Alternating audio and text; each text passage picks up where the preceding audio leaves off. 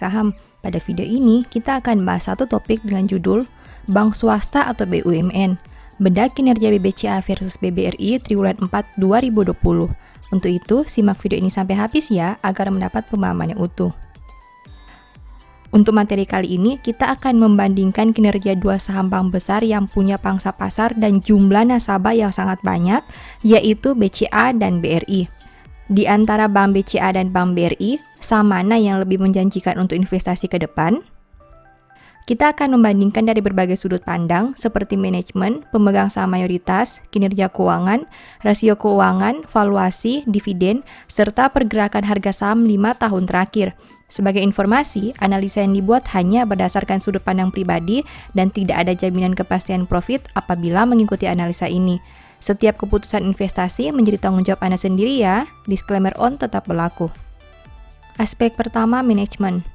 Presiden Komisaris BBCA dijabat oleh Johan Setioso yang menjabat sejak tahun 2011. Sebelumnya beliau memangku jabatan sebagai Presiden Direktur BCA pada tahun 1999 sampai 2011 dan sebelum bergabung dengan BCA bekerja di Bank Rakyat Indonesia dari tahun 1965 hingga 1998 dengan jabatan terakhir sebagai Direktur dan menjadi Komisaris Utama pada Inter-Pacific Bank tahun 1993 sampai 1998. Presiden Komisaris BCA ini punya kepemilikan saham perusahaan sebanyak 21,2 juta lembar saham atau setara 0,09%. Sedangkan Presiden Direktur BBCA adalah Jahjah Setiatmadja yang menjabat sejak tahun 2011. Sebelumnya menjabat sebagai Wakil Direktur BCA tahun 2005 sampai 2011, sebagai Direktur BCA tahun 1999 sampai 2005, serta memangku berbagai jabatan manajerial di BCA sejak tahun 1990. Sebelum bergabung dengan BCA, menjabat sebagai Direktur Keuangan pada perusahaan otomotif Indonesia terkemuka yaitu PT Indomobil tahun 1989 dan juga pernah menjabat sebagai Direktur Keuangan PT Kalbe Farma tahun 1980. Presiden Direktur BCA ini punya kepemilikan saham perusahaan sebanyak 7,85 juta lembar saham atau setara 0,03%. Bagaimana dengan BBRI? Presiden Komisaris BBRI dijabat oleh Kartika Wirjoatmodjo yang menjabat sejak tahun 2020.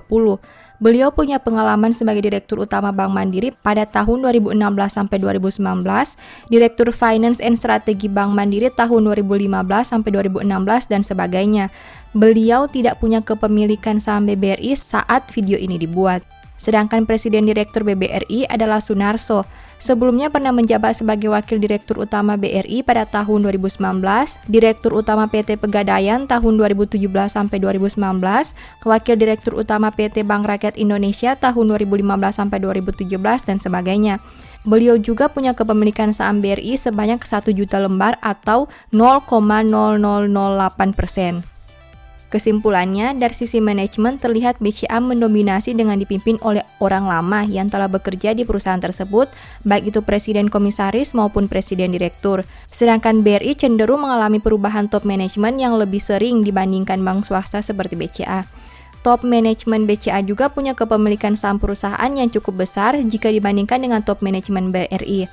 Jadi, Mimin pribadi lebih menjagokan BCA dari aspek top manajemennya. Aspek kedua, pemegang saham mayoritas. Pemegang saham mayoritas BBCA adalah PT Dwi Muria Investama Andalan sebanyak 54,94% dan artinya jumlah saham yang ada di masyarakat sekitar 45,06%. Sedangkan BBRI, pemegang saham mayoritasnya adalah negara Indonesia dengan porsi 56,75%. Artinya jumlah saham di masyarakat sekitar 43,25%. Kesimpulannya, dari sisi pemegang saham mayoritas, BCA dan BRI punya porsi yang serupa, di mana kepemilikan saham di masyarakat berada di angka 43-45%. Namun, Mimin pribadi lebih menjagokan BBRI untuk aspek ini, dikarenakan tentu saja dengan kepemilikan terbesar berada di negara akan sangat peduli dengan perkembangan BRI. Apalagi seperti yang kita tahu bersama, bank ini cenderung menjadi salah satu penyetor dividen terbesar bagi negara setiap tahunnya. Namun, hal lain yang mungkin menjadi poin minusnya adalah turnover pergantian top management dan arah perusahaannya karena akan mengalami perubahan setiap kali terjadi pergantian di pemerintahannya. Aspek ketiga, kinerja keuangan. Berikut perbandingan kinerja keuangan BCA dan BRI untuk laporan keuangan triwulan 4 2020. Dari sisi neraca keuangan, BRI mempunyai total aset, liabilitas, dan ekuitas yang lebih besar dibandingkan BCA. Hal itu bisa kita lihat dengan total aset BRI sebanyak 1.511 triliun dan BCA hanya 1.075 triliun. Sedangkan total liabilitas BRI sebanyak 1.311 triliun dan BCA 890 triliun. Dan total ekuitas BRI sebanyak 197 triliun dan BCA hanya 184 triliun. Dari sisi laba rugi, BBRI juga berada di atas BCA dengan sales 141,94 triliun, sedangkan BCA hanya 86,41 triliun. Namun untuk net profit, BCA mencatat sebanyak 27,13 triliun dan BBRI hanya 18,65 triliun di tahun 2020. Kemudian bagaimana dengan growth-nya? BCA mempunyai growth yang stabil bertumbuh selama 4 tahun terakhir, di mana IPS-nya naik dari 953 menjadi 1.100 di tahun 2020. Dengan kata lain, mempunyai growth 15,42% selama 4 tahun terakhir. Sedangkan BRI IPS-nya mengalami penurunan dari yang awalnya 225 di tahun 2017 menjadi 151 di tahun 2020. Kesimpulannya, jika melihat size perusahaan, BRI masih lebih unggul daripada BCA.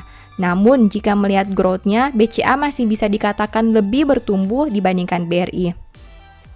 Aspek keempat, rasio keuangan dan valuasi. Untuk ROE, BCA jauh lebih unggul dibandingkan dengan BRI dengan angka 14,70%, sedangkan BRI hanya 9,45%. Untuk NPM, BCA juga jauh lebih baik dibandingkan BRI dengan angka 31,40%, sedangkan BRI hanya 13,14%. Untuk DER, BRI lebih tinggi dibandingkan BCA dengan angka 664,66%, sedangkan BCA hanya 402,60%. Untuk valuasi PER, BCA masih jauh lebih rendah dibandingkan BRI dengan angka 30,72 kali, sedangkan BRI 30,88 kali. Untuk valuasi PBV, BRI masih lebih rendah dibandingkan BCA dengan angka 2,92 kali dan BCA mencapai 4,51 kali. Kesimpulannya, Mimin pribadi lebih mengunggulkan BCA jika dilihat dari segi kinerja keuangannya. Namun, apabila mempertimbangkan valuasi, BRI masih lebih menarik dibandingkan BCA, khususnya sampai video ini dibuat. Aspek kelima, harga saham. Harga saham BCA awal tahun 2016 adalah Rp13.175 dan naik menjadi Rp34.000 pada tahun 2021. Artinya mengalami kenaikan sebanyak 158% selama 5 tahun terakhir. Sedangkan BRI, harga sahamnya di awal tahun 2016 adalah Rp2.280 dan menjadi Rp4.150 di awal tahun 2021. Artinya mengalami kenaikan 82,01% selama 5 tahun terakhir. Kesimpulannya, dari pergerakan harga saham terlihat BCA jauh lebih unggul dibandingkan BRI karena mampu menghasilkan kenaikan harga yang lebih besar sepanjang 5 tahun terakhir. Aspek keenam, dividen. Total dividen BRI pada tahun 2020 adalah Rp168,20. Jika membandingkan dengan harga saham sebanyak Rp4.670, artinya dividen yield BRI sekitar 3,60%. Untuk BBCA, dividen yang dibagi tahun 2020 berjumlah 553. Jika membandingkan dengan harga saham sebanyak Rp33.800, dividen yield BCA sekitar 1,63%. Kesimpulannya, dari sisi dividen, BRI menawarkan yield yang jauh lebih besar dibandingkan BCA. Dari berbagai aspek yang kita bandingkan tadi, secara keseluruhan dari sisi kinerja, saya lebih memilih BCA dibandingkan BRI. Kita bisa melihat bank swasta ini jauh lebih unggul baik dari growth, management, kinerja keuangan, dan masih banyak lagi. Tapi, jika melihat harga saham saat video ini dibuat, Mimin pribadi lebih tertarik dengan BRI dibandingkan BCA, di mana memberikan tawaran harga yang masih lebih murah. Namun ingat, ini hanya pendapat pribadi saja ya, dan pendapat Mimin belum tentu benar dan juga bisa salah. Jika Anda ingin membeli salah satu dari dua saham tadi, silakan lakukan analisa yang lebih mendalam dan disclaimer on tetap berlaku ya. Demikian informasi pada video ini, semoga memberikan manfaat kepada Anda semua ya. Seperti biasa, di akhir video ini saya mau menyampaikan bahwa Baca Saham mempunyai 2 e-book saham yang mungkin saja berguna bagi kamu. Pertama, The Stock Market, di mana berisi panduan bagaimana menganalisa fundamental dan laporan keuangan perusahaan dengan akurat, menentukan harga beli dan jual yang tepat, serta money management dalam membeli saham. Kedua, Analysis Report, di mana merupakan e-book 3 bulanan yang ditulis berdasarkan laporan keuangan perusahaan yang terupdate, memuat berbagai informasi mendetail mengenai fundamental dan kinerja perusahaan, baik itu informasi umum, anak usaha, manajemen, sekilas perusahaan, beda laporan keuangan, analisa neraca dan laba rugi, dan sampai menentukan harga beli dan jual yang ideal. Singkatnya, stock market merupakan cara bagaimana menganalisa, dan analysis report merupakan hasil analisa yang sudah Mimin lakukan.